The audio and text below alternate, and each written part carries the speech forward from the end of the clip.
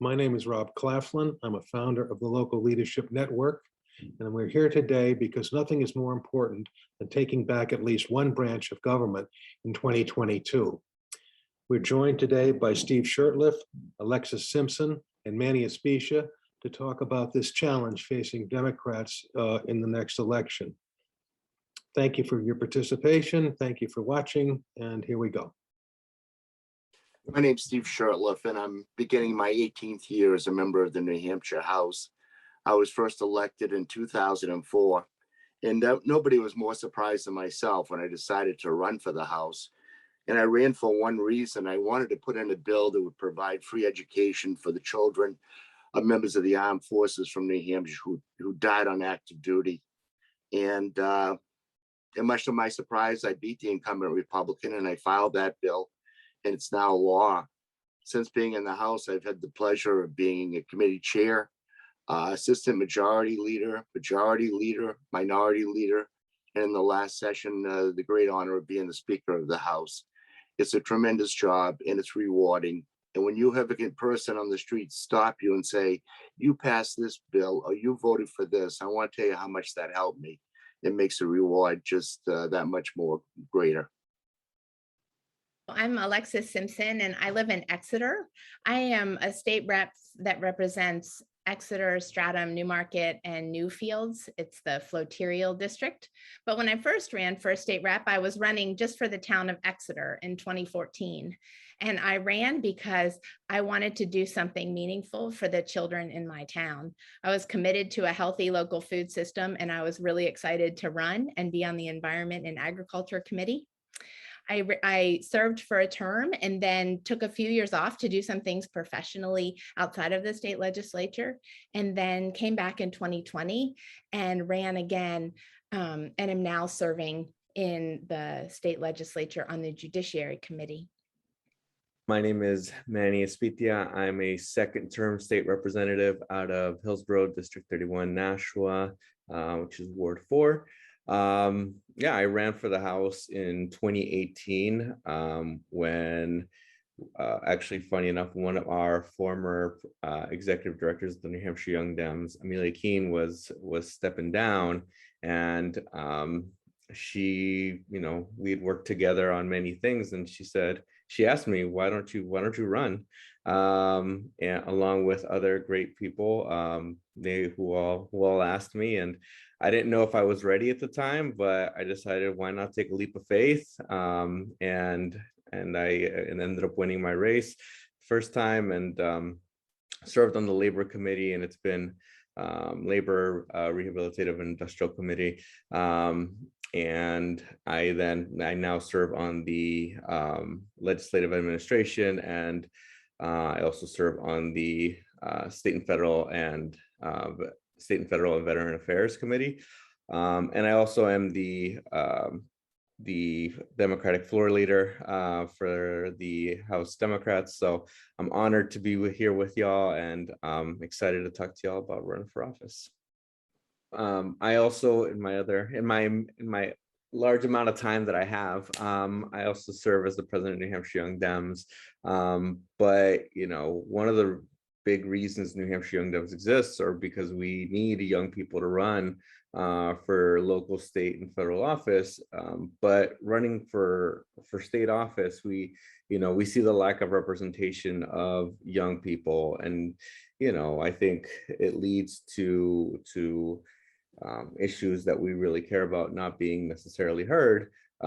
So we have taken it upon ourselves, with the support of many Democratic friends and allies, to really work hard to recruit young people to run for state office across the state, whether it's in Cheshire County, or whether it's in Stratford County, or Berlin, all the way down in Nashua. We have about 29 young Dems serving currently in the House. And then also 603 Forward supports young professionals as well. I think we support 18 to 40, I believe they support 22 to 45, but they, the goal is to get young folks, such as people like, I think a good example was Representative Sam Fox, who advocated for making sure that we had childcare for legislators, which is trying to make sure that we break down those barriers so that people can serve.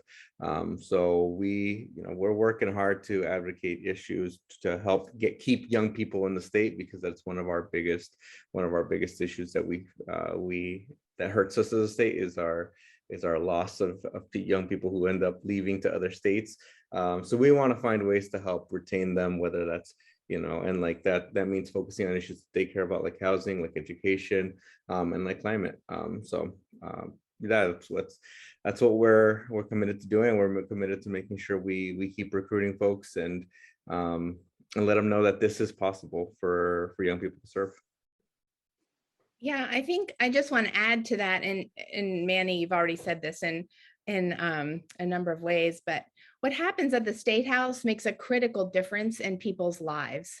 And we need people who are embedded in the community, but who know what is important to their neighbors to run for the State House.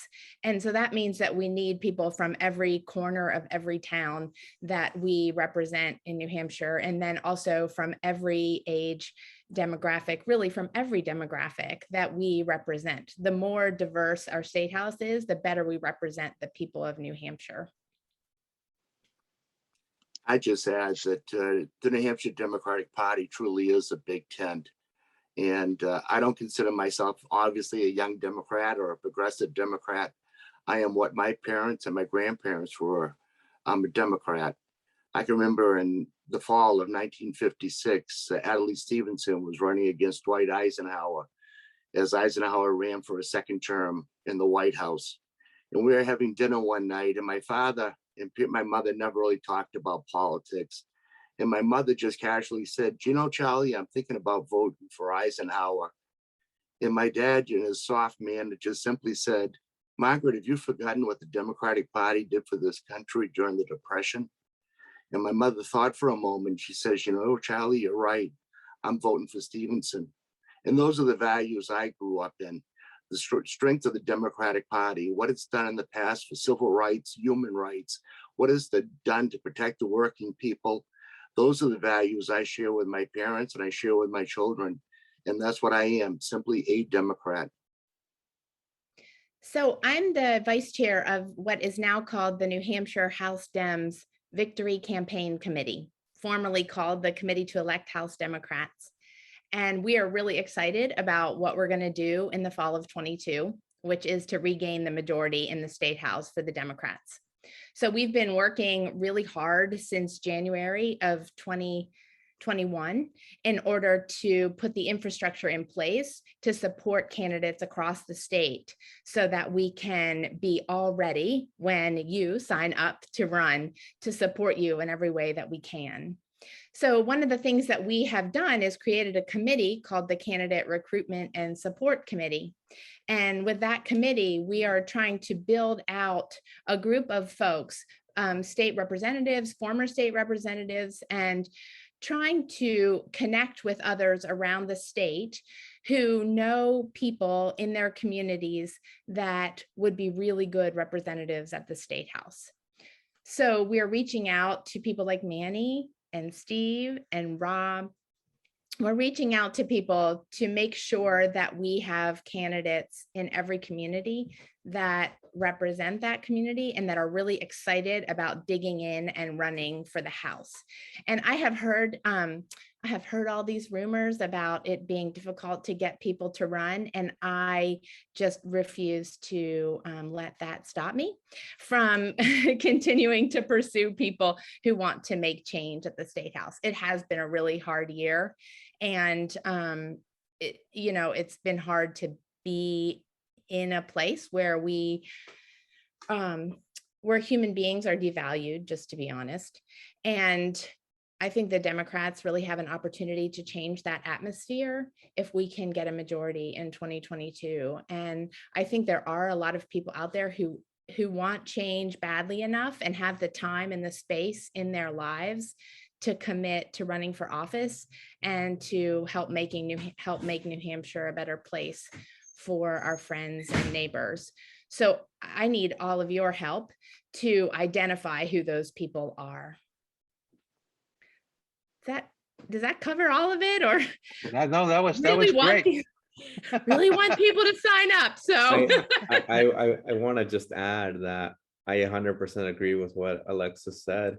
And I think if they got to remind folks, we don't get majorities if we don't have candidates who run. And it is tough being in the state house right now. But I think the only way we fix that, like right now, is as we move forward into 2022, is that we have to win, and winning the only way we beat out the Republican majority is if we as Democrats end up running and winning. So we need there is no guarantee that it will be things will change overnight. But I believe that having great leadership, having people such as this former Speaker Steve Shurtleff like under the helm makes it better, not just for Democrats, for everyone in the House. And actually, I will say, I think Speaker Shurtleff, like when he was our speaker, like we were treated fairly. So I think leadership matters, and the party that basically ends up winning, that's to determine who that person in charge is.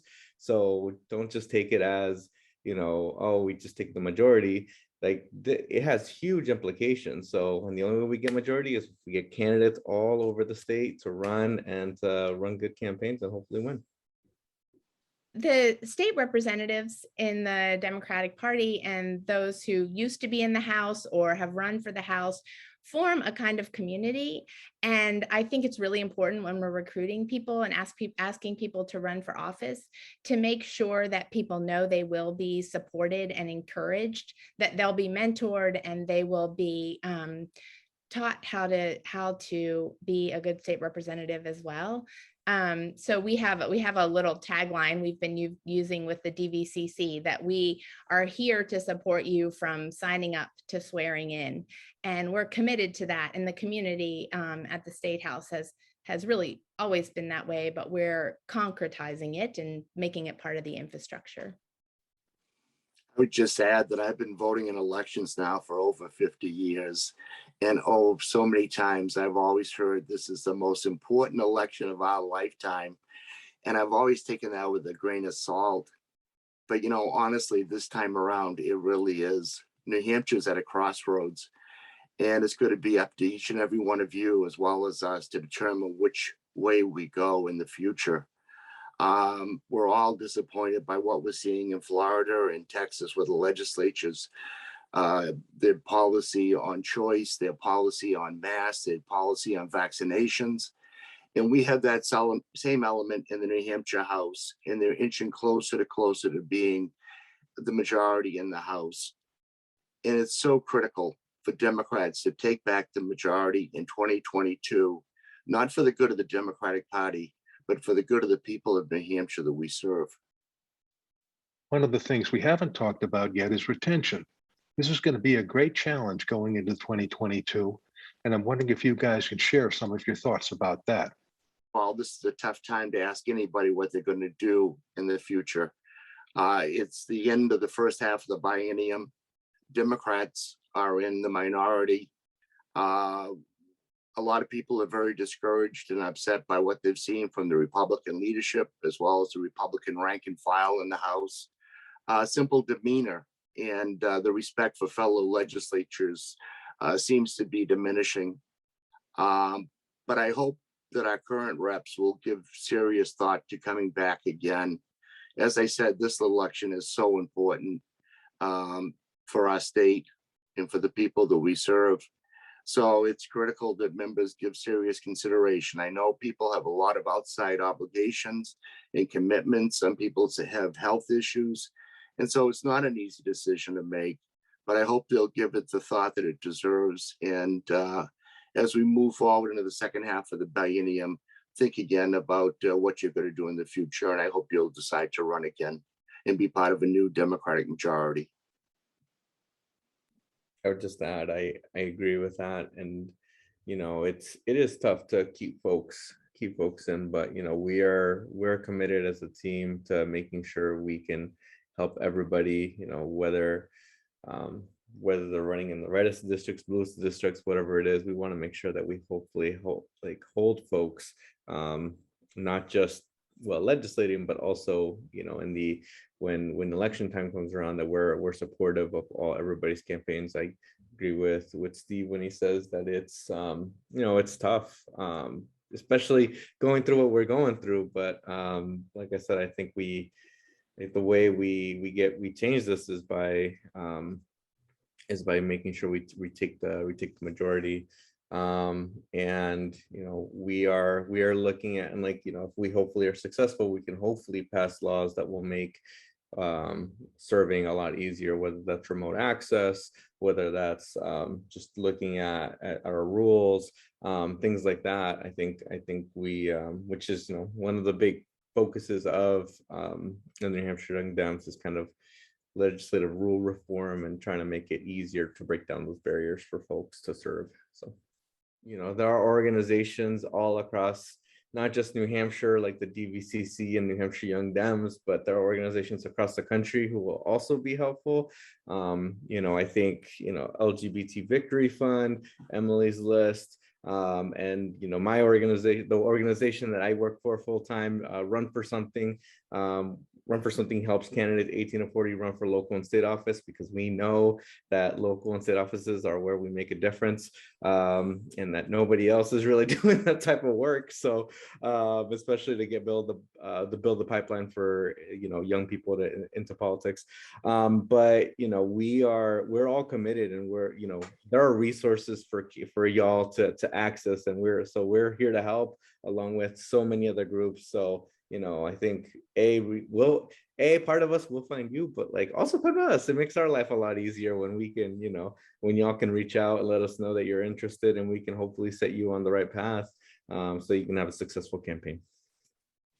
I would like to add, in the State House, it often takes years of putting forward the same important progressive legislation over and over again. And it's really important that we retain members who have the experience of trying to shepherd legislation that has failed in the past through another time. And so there's a lot of institutional memory is one word to call it, but certainly experience is another thing to call it. It's really important that we have people who have institutional memory and experience in shepherding legislation forward. And I think that we need to retain the folks that we have and to win back some of the folks who lost in 2020, so that we can bring those folks and their experience back into the State House. That's really important for us to make change. The Republicans have made it incredibly unpleasant to be a member of the House in the last session. I'm wondering if you guys can address how that might affect retention and recruitment going forward. Have a couple more hours, Rob, because it's there are a lot of bad things that happened last session. Yeah, so a lot of terrible legislation was passed last year that's bad for Granite Staters. And the reason we have to win back the House in 2022 is to repeal some of it and replace it with better legislation. And one of the things that we really, really need people who are willing to stand up for is for women's rights in general, but especially for reproductive rights and for women's health care. And we need to elect people who will listen to women and listen to people who have needs that the state is not meeting in general. So there's that. I am also, it's really important that we have people who prioritize the needs of those who are suffering or who are living in poverty. And we were not able to address specifically, I'm thinking of the adult dental benefit for folks who are on Medicaid. There is no reason that we should not have that in this state. And the fact that we spent that money instead on folks who invested in a Ponzi scheme is just absolutely ridiculous. And we need people who are going to stand up for our friends and neighbors to change some of that in 2022. Those are just a couple of things. I could go on and on and on, but I'm going to stop. Yeah, I couldn't add very much to what Alexis said. I think she was very succinct and to the point about what's happening in the legislature from what we've seen. I served under the Bill O'Brien Republican speakership, and I thought the House could fall no lower than 2010 in that 2-year term. But I was wrong, and we've seen in this past session. It's going to take us years to undo the damage that this legislature has done. And sadly, Governor Sununu has fallen in line and signed off on the bills that they passed. There is no check and balance. It's frustrating to me to see legislation in the New Hampshire House is not New Hampshire legislation, but legislation that's generated by conservative and far-right organizations from Texas and Florida and other parts of the country, and now being introduced in the New Hampshire legislature. And it's not good for our people. It's not good for the state of New Hampshire to have these outside influences. These are people now that don't even call themselves Republicans. They'll call themselves libertarians, and they're free staters, and they're everything else, but they've hijacked the Republican Party that many of you and your parents and grandparents belong to. It's no longer the Republican Party of Dwight Eisenhower or John Wynant or Walter Peterson. The far right has taken over. And so whether you consider yourself a progressive or a center left Democrat or a moderate, there is room for you in the Democratic House, and we want you to run. And we want you to know that we're going to work with you and do everything we can do to help you. And one thing we learned just recently with the most recent Bedford election, there is no such thing as a safe Republican seat in the state of New Hampshire. Each and every seat is up for grabs, and each and every candidate is going to get the same attention and support that they deserve.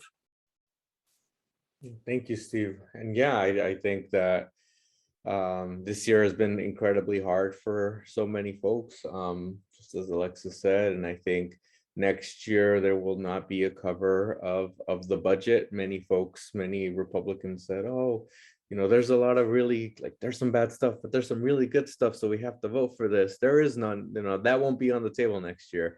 They'll have to be able to, pay for their votes and say, all right, well, how do you feel about divisive concept or the idea of divisive concepts? How do you feel about the idea? How do you feel about this abortion ban here in our state, which is the first time it's ever happened in the history of New Hampshire? And we'll really be asking folks, there's no cover for you anymore. You're gonna have to vote the way you feel, and the way your district tells you. So we're hoping that we can hold people accountable next year during election time. So it has been difficult though. I think it's just I'm disappointed in the leadership of our speaker to not make people feel included, to really kind of take people out of the process, unfortunately. Although we're going through, even though we're currently going through a global pandemic, so it's unfortunate, but that's why we have to work and make sure that we get a new speaker in, and get a new Democratic majority. So my ask is that you all run for office, and then also you all should try to help find somebody who is young, under 40, and try to get them engaged in the process as well, because we need to build that pipeline of Democratic activists, Democratic candidates for years to come. And the only way we start is by engaging in people now. So. I think in closing, one of the things I want to talk about for a minute is how much I feel like I've gained as a state representative. I have given a lot to my community, and I do give a lot to the communities around me as well. But I also have had the opportunity to work with some incredible people and to meet folks in my town and in the Floterial district that I never would have gotten to meet otherwise. By going door to door and talking to folks on their front step, I'm able to hear stories from people about what is most important to them in their lives.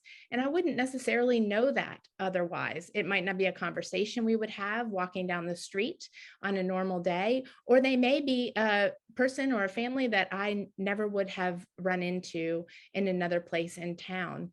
So I think it's really important that we be honest that it's very fulfilling to run for office as well, to have the opportunity to make change in the state that will make people's lives better is an incredible gift. Everyone from the Democratic Victory Campaign Committee is here to support you from now until the election and beyond in 2022. Matt Wilhelm is the chair. I'm the vice chair, and Representative Shurtleff, Representative Espitia, and many other people can direct you how to find us. But we want to answer your questions now about running, because I know you will have them. And we want to help give you the resources that you'll need all along the pathway. So go ahead and start a dialogue with us now if you have any interest in running. We have a big team already, and we are growing every day. And so we will be in place to help you consider your decision.